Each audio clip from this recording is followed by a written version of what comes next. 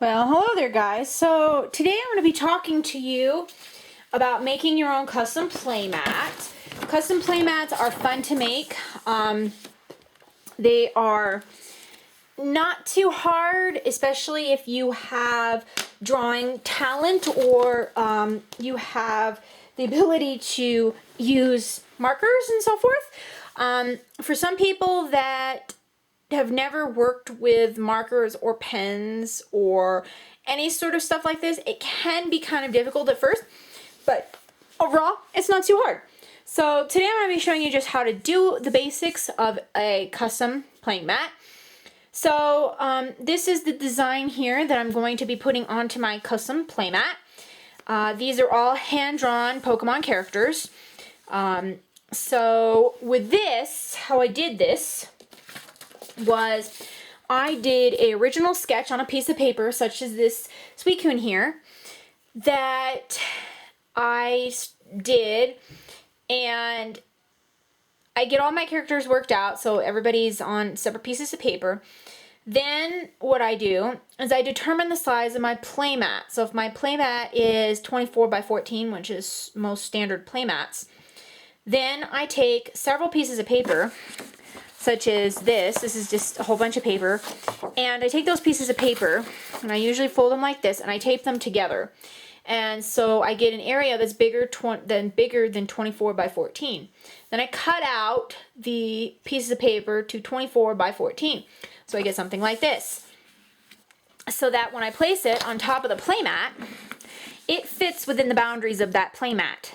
Okay, and that's what you want. Sorry guys, I moved the camera again.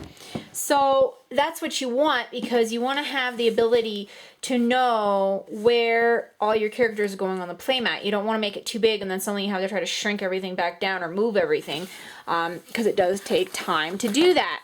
So once you've done that, you can sketch out your characters like this.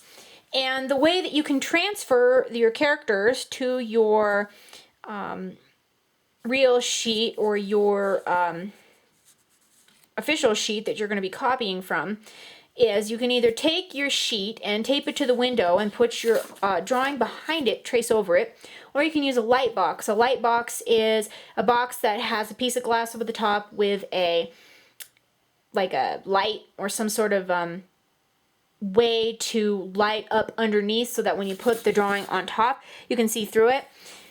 Light boxes can be kind of expensive, just depends on where you go.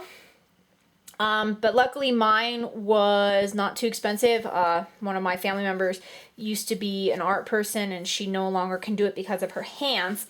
So I inherited the light box. But so that's basically what I did. All I did was just take this drawing, stick it under here, and trace over it with light underneath it. And this was done with everything on here, except for probably like Vulpix and some of these smaller characters down here. Didn't have to do that. But a lot of these were done, some of these were done custom, like the Vulpix was done custom, Sylveon was done custom. Some of these were done custom, some of them used reference photos to draw off of, but that's that. So you also need your blank playmat, which is exactly what this is, just a plain old white blank playmat. They're roughly about $9 on eBay with free shipping. Not overly expensive, so you know, making a custom playmat doesn't cost you a whole lot.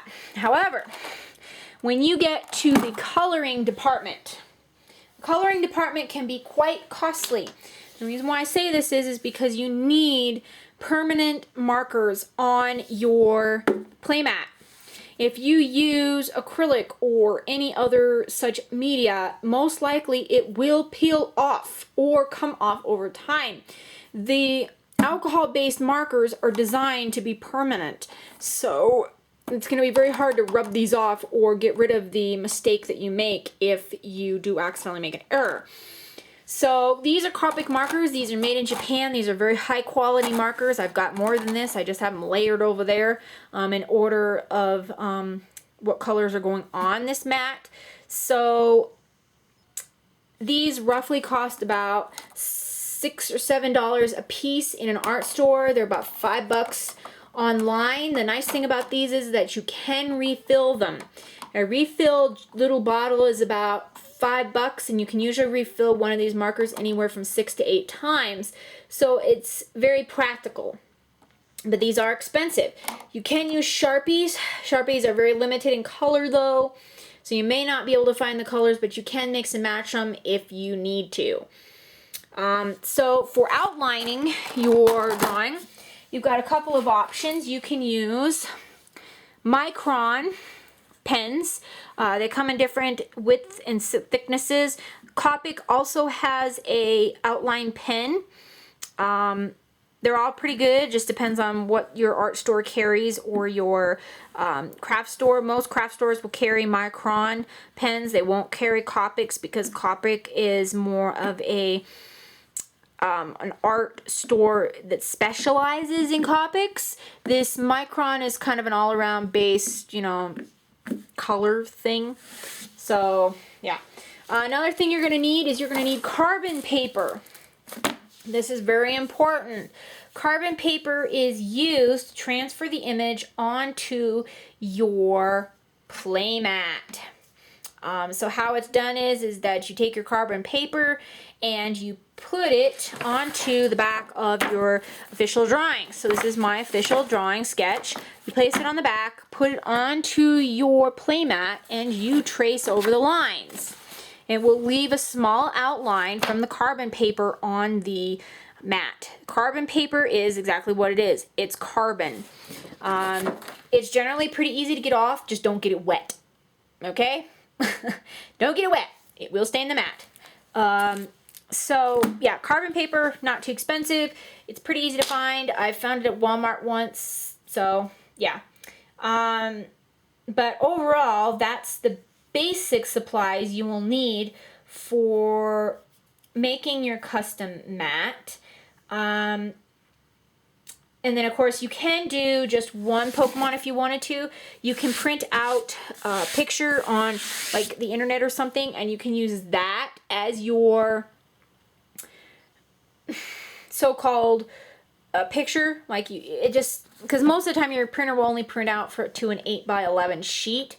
So it is kind of small, but you can use that as well. You just put the carbon paper on back and then you just trace over that. But if you do want to do 100% custom, then 100% custom would be something like this. It's not something that you're going to be able to find. These are all individual characters, all put onto one big sheet. And there's even a Mew! So, yeah. So anyways, the next video, I'm going to show you guys exactly how to transfer your image with the carbon paper to your playmat. And then we'll start outlining and getting coloring.